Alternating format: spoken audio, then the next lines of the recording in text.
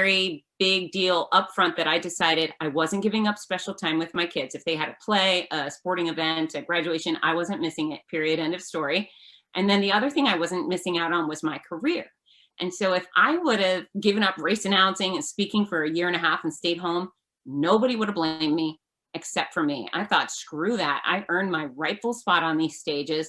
I am getting on these planes and I'm going to those events and I am not missing out on hugging my runners at the finish line. And so no matter how bad things got, and they got bad, and I tell all the juicy, gory details in the book. I spill all the beans. But yeah, I would show up at these airports bald and gray and sick out of my mind. And my husband would walk me up to TSA and say, how are you going to do this? And I would just look him dead in the eye and say, I don't know, but I'm going to do it. And I just believed in me. And so we utilized some interesting methods to keep me upright. I had many of my race directors arranged for IV fluids for me when I arrived in their town. So I would get on a plane, fly all the way across, America, get to California, and then I'd be picked up and I'd be brought to a hydration salon for saline and anti-nausea drugs. Or, when I landed in Buffalo, I was brought to my hotel and there were nurses waiting for me there. There was always a medical director on site at a race who knew what the race announcer was going through. And, I just had not only backup plans, but I took measures because I was violently ill. Everything about me was wrong. However, this is the beauty about the running community is even if I slept on the bathroom floor the night before, when you're sick, I don't know why sleeping on the bathroom floor feels great. It's a disgusting thing to do. I would put down towels, but I was that sick girl. But when my alarm went off at 4 a.m., I would, I'd get up, I'd get dressed, and I'd go over to the start line and I'd get on my stage. And the second I stood on that stage, instantly, most all of my issues kind of faded away. I was able to, hit my on switch. I ran completely on runner generated go-go juice. And I got to be full force Fitz Koehler in the middle of chaos. I got to be her, and I like being her. She's a lot of fun.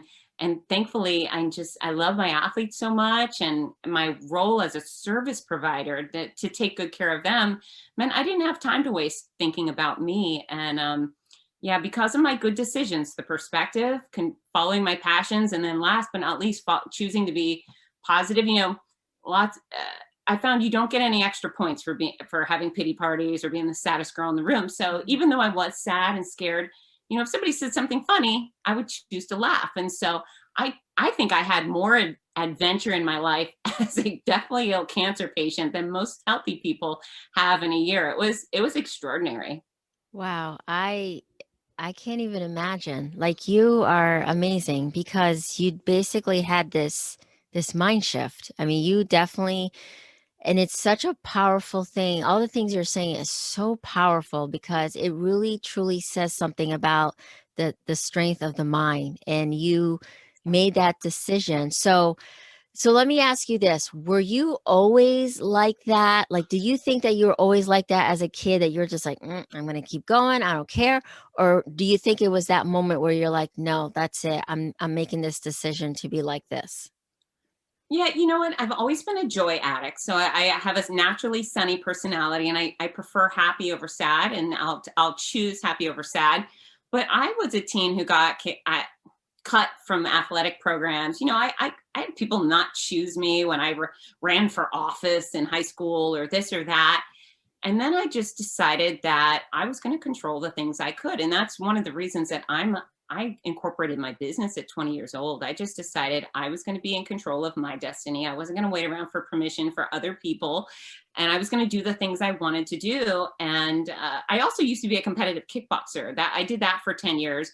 And once you step in a ring with someone, an arena and a ring surrounded by thousands of fans with someone who wants to knock you unconscious, all of a sudden you start fearing the little things a lot less. My ability to ask for opportunities improved. I used to be afraid of rejection. And now, my attitude is, if it doesn't involve broken bones or bleeding or bruising, I'm in, I'm game. I want everything. And then I became this girl who I thought, God forbid you tell me no. People used to tell me no. People tell me no a lot less often now. And when they do, I usually figure out a way to get what I want anyways. And the good news is the things that I want are better, are good for everybody, right? I like to help. So if I want to help, I'm going to help. So I'm a little bit of a pain in the ass, but that suits me really well. So, okay, how about with your kids? Now going through, now as a mom, and I can relate somewhat, having some bouts of illness myself. You want to be this superwoman. You want to be this woman, a mom that Yeah. is strong for your kids. And I remember one time a therapist said to me that it was okay to not always be strong because your kids have to see you, how you can't always be like this superwoman.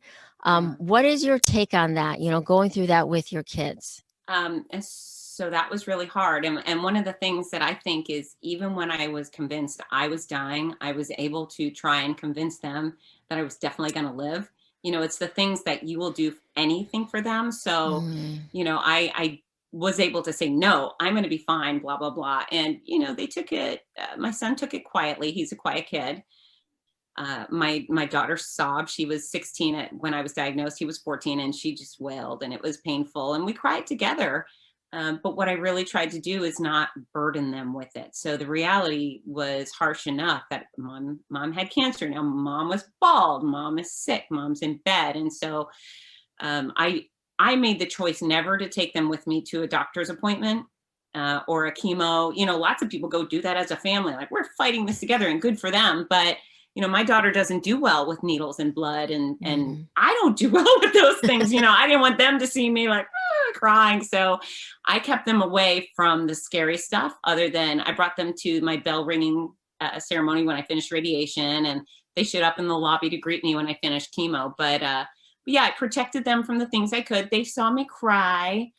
I couldn't not cry sometimes. It was just, it's hard. It's hard. It's hard to lose your hair. I just have a friend, she's a runner, who reached out a few weeks ago. And it's interesting. My book has become kind of a go-to handbook for new cancer patients. So Aw. every day I get a message that says, oh my God, my dad was diagnosed, or my best friend was diagnosed with all sorts of cancers. Can you get their book immediately? And I sell them off of fitzness.com. And I put this cute little gift, anyway, but yeah, so I'm becoming now involved with all of these people, because they come to me and say, help, I have cancer, what do I do?